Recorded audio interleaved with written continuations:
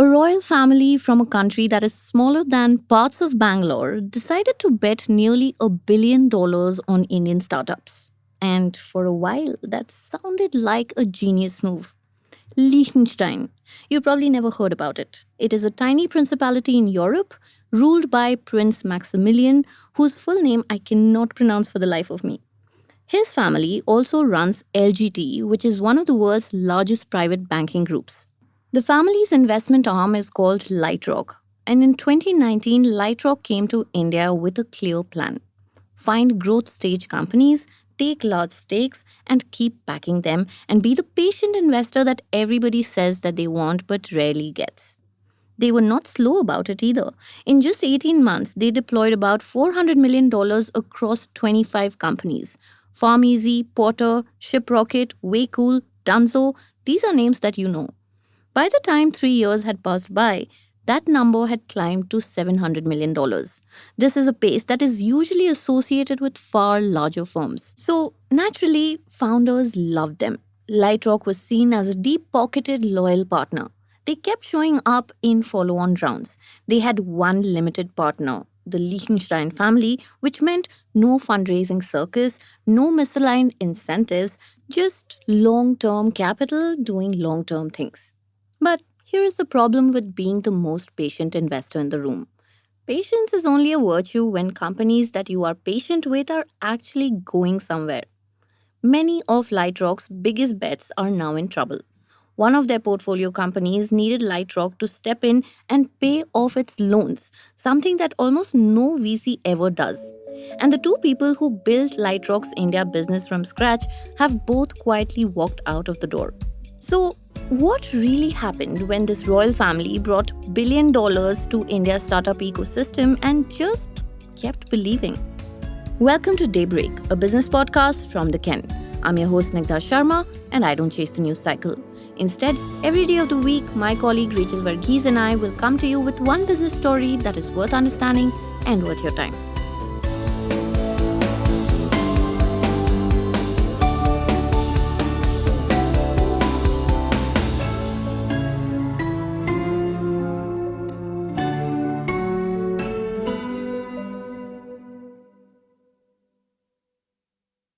Lightrock's India story starts with an acquisition. In 2019, LGT bought Espada, a small impact investing firm run by Karthik Srivatsa and Thomas Hyland. It was considered a masterstroke. No other Indian fund had managed to bring in a single deep-pocketed backer of this scale.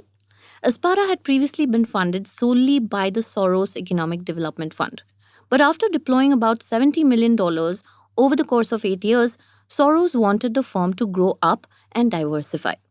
LGT offered exactly that at a much larger scale. Prince Maximilian himself bought out Espada's entire portfolio for roughly $100 million and folded it into a global impact investing platform across Asia, Africa, and Latin America. Overnight, the game had changed. Srivatsa went from writing checks of a few $100,000 to deploying roughly $20 million per deal. Vedehi Ravindran, who had previously worked in oil and gas, rose quickly within the firm to become a partner and co-lead, an ascent that surprised many people internally. The strategy was quite deliberate. Take 15 to 30% stakes, back companies in sectors that need patient capital like agriculture, energy, logistics, reserve about 40% of the capital for follow on investments, higher than the industry norm. And most importantly, expect about 20% of the portfolio to deliver outsized returns, 60% to return 1 to 2 times capital, and only 20% to fail.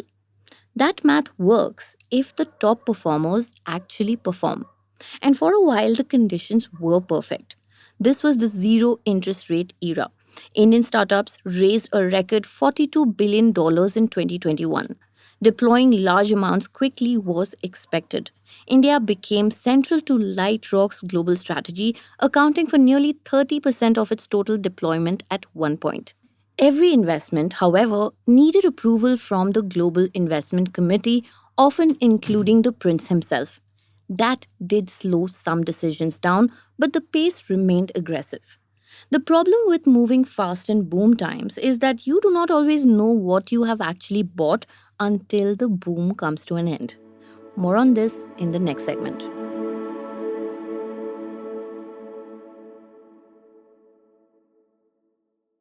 By 2022, things had started to look different.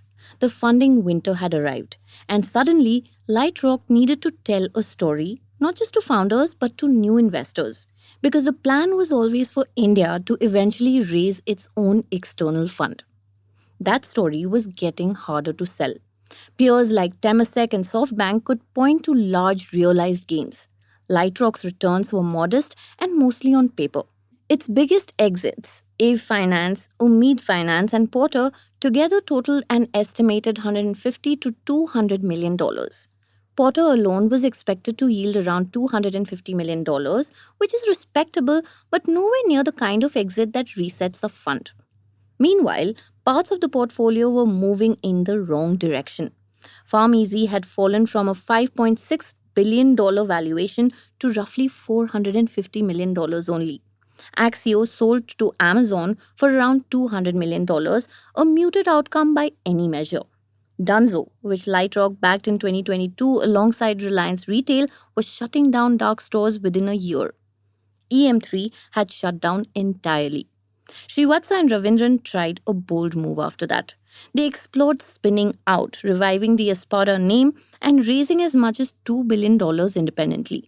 They issued term sheets to take significant, often majority stakes in around 10 portfolio companies, including Vivriti, UB, Scalar, and Chalo. Other investors on these cap tables started celebrating exits. And then the money never arrived and relationships frayed. Waycool is probably the starkest example of where all of this landed. Lightrock poured about $95 million into the agri-tech company across 4 rounds. Prince Max himself visited the Chennai offices, but Waycool, chasing scale, had accumulated over 400 crore rupees in debt, nearly as much as its projected annual revenue. When a planned fundraise from a sovereign investor fell through in 2023, Lightrock stepped in again with $20 million, even though the decision was internally contested. When Srivatsa and Ravindran left Lightrock in 2025, it triggered a technical default at Waycool since Ravindran was a board member. The backstop Lightrock had offered was no longer theoretical. They had to deploy about 210 crore rupees earlier this year to help pay off the debt. Lightrock's new India team, led by Sameer Abhyankar, now has a different mandate. Exit what can be exited, deploy only out of whatever proceeds come in, and do so with discipline. The firm says India remains a key market. They speak of lessons learned, and that much is probably true. Patient capital sounds like a gift. Lightrock came to India with that gift. The lesson it may leave behind and that the ecosystem might carry forward is that patience, applied without judgment, can become a trap of its own.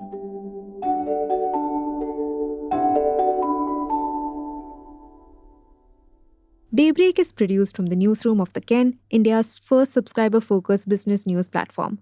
What you're listening to is just a small sample of our subscriber-only offerings, and a full subscription offers daily, long-form feature stories, newsletters, and a whole bunch of premium podcasts. To subscribe, head to theken.com and click on the red subscribe button on the top of the website.